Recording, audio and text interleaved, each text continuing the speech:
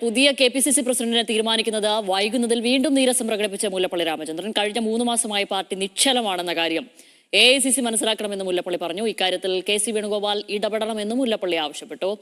One man one post അല്ലേ ശരി, ധാരാളം മിടുക്കന്മാർ ഈ പാർട്ടിയിലുണ്ടെന്നും മുല്ലപ്പള്ളി രാമചന്ദ്രൻ പറഞ്ഞു. KPCC അധ്യക്ഷനെ എത്രയും പെട്ടെന്ന് നിയമിക്കേണ്ടത് അനിവാര്യമാണ്. കാരണം 101 ദിവസമായി ഗവൺമെൻറ് അധികാരം ഏറ്റെടുത്തിട്ട് ഈ കഴിഞ്ഞ ഏതാണ്ട് 3 മാസക്കാലമായി കേരളത്തിലെ കോൺഗ്രസ് ഏറെക്കുറെ നിശ്ചലമായിട്ടാണ് ഇരിക്കുന്നത്. അതുകൊണ്ട് തന്നെ അടിയന്തരമായിട്ട് ഒരു പ്രസിഡന്റിന് വേണം. ഒരു മുഴുവൻ സമയ പ്രസിഡന്റാണ് വേണ്ടത്. അഖിലേന്ത്യാ കോൺഗ്രസ് കമ്മിറ്റി കാര്യം ഗൗരവത്തോടുകൂടി പരിഗണിക്കുന്നതാണ് ഞാൻ മനസ്സിലാക്കുന്നത്.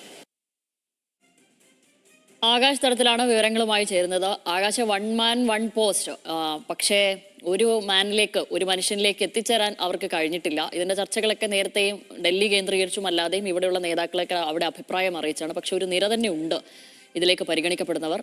കുപ്പായം തയ്ച്ചു വെച്ചവരും ഉണ്ട്.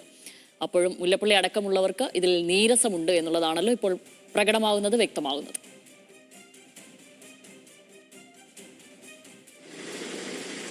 തീർച്ചയായും ഷാബിലി സൂചിപ്പിച്ചതുപോലെ തന്നെ മുല്ലപ്പള്ളി ഉൾപ്പെടെയുള്ള നേതാക്കൾക്ക് ഈ കോൺഗ്രസിലെ പുനഃസംഘടനയും അതുമാതിരി KPCC പ്രസിഡന്റിനെ തിരഞ്ഞെടുക്കുന്നതുമായി ബന്ധപ്പെട്ട അഭ്യർത്ഥികളുണ്ട്. 3 മാസക്കാലമായി ഈ സണ്ണി ജോസഫ് തന്നെ, നിലവിൽ മന്ത്രിയായിരിക്കുന്ന സണ്ണി ജോസഫ് തന്നെയാണ് KPCC പ്രസിഡന്റ് സ്ഥാനത്ത് തുടരുന്നത്.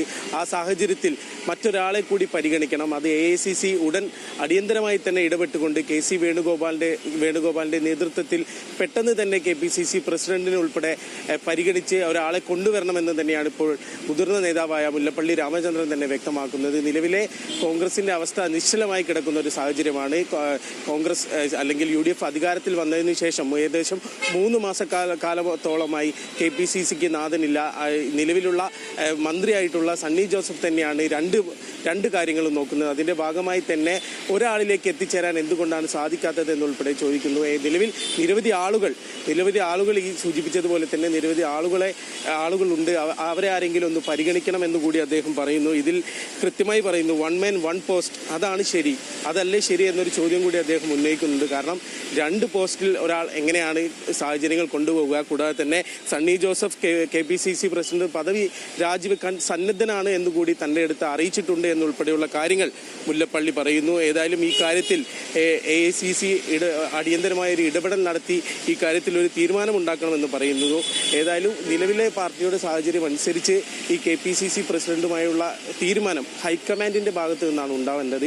ഹൈക്കമാൻഡാണ് ഈ വിഷയത്തിൽ ഇടപെടേണ്ടത്. ആ സാഹചര്യത്തിൽ KC വേണുഗോപാലും കൂടി ഈ കാര്യത്തിൽ ഇടപെട്ട് കൊണ്ട് പെട്ടെന്ന് തന്നെ പുതിയൊരു KPCC പ്രസിഡന്റിനെ നിയമിക്കണമെങ്കിൽ എന്നാൽ മാത്രമേ നിലവിൽ നിശ്ചലമായി കിടക്കുന്ന പാർട്ടി ഒന്ന് ഉണർത്തുവാനും കൂടുതൽ ഊർജ്ജത്തോടെ മുന്നോട്ട് കൊണ്ടുപോകാനും സാധിക്കുകയുള്ളൂ. അതിനാൽ തന്നെ ഉടനടി തന്നെ ഈ കാര്യത്തിൽ ഒരു തീരുമാനം AICCയുടെയും ഭാഗത്ത് നിന്ന് ഉണ്ടാകണമെന്നാണ് മുല്ലപ്പള്ളി രാമചന്ദ്രൻ പറഞ്ഞു വെക്കുന്നത്. നമുക്കറിയാം നിരവധി ആളുകൾ, കൊടിക്കുന്നിൽ സുരേഷും ഉൾപ്പെടെയുള്ള നിരവധി ആളുകളാണ് ഇപ്പോൾ ഈ KPCC പ്രസിഡന്റ് സ്ഥാനത്തേക്ക് പരിഗണിക്കപ്പെടുന്നു എന്ന് പറയുന്നത്. ഏതായാലും ഈ വിഷയത്തിൽ ഹൈക്കമാൻഡ് എന്ത് തീരുമാനമെടുക്കുന്നു എന്നതും സുപ്രധാനമാണ്. കാരണം നിലവിലെ സണ്ണി ജോസഫുമായി ബന്ധപ്പെട്ട് സണ്ണി ജോസഫിന് 2 പദവികൾ, മന്ത്രിസ്ഥാനവും കൂടാതെ തന്നെ ഈ ഒരു KPCC പ്രസിഡന്റ് സ്ഥാനവും നിലനിൽക്കുന്ന ഒരു സാഹചര്യത്തിൽ ഇനി അദ്ദേഹത്തിന് തുടരാൻ കഴിയാത്ത അല്ലെങ്കിൽ തനിക്ക് അതിന് സാധിക്കില്ല, പദവിയിൽ നിന്ന് രാജിവെക്കാൻ തയ്യാറാണ് എന്ന് പറഞ്ഞ ഒരു സാഹചര്യത്തിൽ പോലും എന്തുകൊണ്ടാണ് പെട്ടെന്ന് തന്നെ ഇദ്ദേഹത്തെ ഈ ചുമതലയിൽ നിന്ന് മാറ്റി ഈ മന്ത്രി സ്ഥാനം മാത്രമാക്കി നൽകുക? കൂടാതെ തന്നെ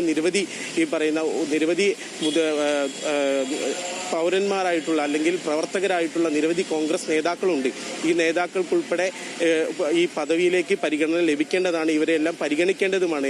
മിടുക്കരായ ആളുകൾ ഉണ്ടെന്ന് തന്നെ മുല്ലപ്പള്ളി പറഞ്ഞു വെച്ച വാചകത്തിൽ പറയുന്നു. ഇത്രയും മിടുക്കരായ തീർച്ചയായും ആകാശ് തരത്തിലാണ് വിവരങ്ങൾ നൽകിയത്. എന്തായാലും